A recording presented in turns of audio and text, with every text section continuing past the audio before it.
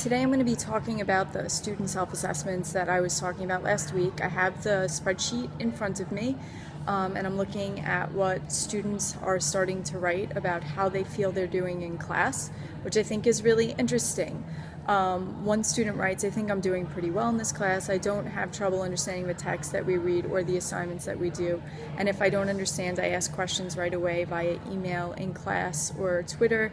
I know Right now I'm still moving in a slow pace, but I hope that I could keep up on the more challenging books. There's a lot of standards that the person feels she's meeting, and she also talks about the specifics of what she feels she can be working on.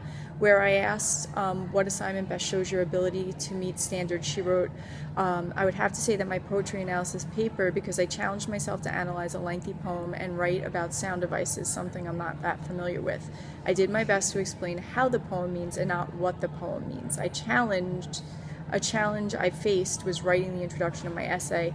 I like to write a detailed and as possible, but I have trouble writing in a concise manner. But over time, my ideas and thoughts became more structured and concise. I went from chunky long sentences to paragraphs that float," which is really, really awesome that she's aware of that. I then asked, if you had to give yourself a grade, what do you feel you've earned and why? And this is what she said: "If I had to give myself a grade, I feel like I've earned an A-. I feel pretty confident giving myself a high grade in such a rigorous class because I've always on top of my work and learning from my mistakes. For example, in the poetry analysis paper, I worked on it continuously and revised multiple times to get it right.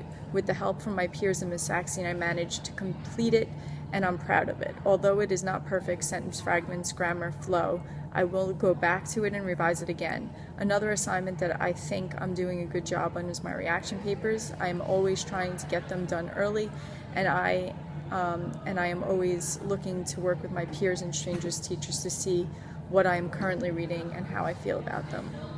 One thing she said she wants to work on, which is how I ended the self-assessment, is I will be revising my poetry analysis paper. Although I did pretty well, there are still certain areas where I can improve.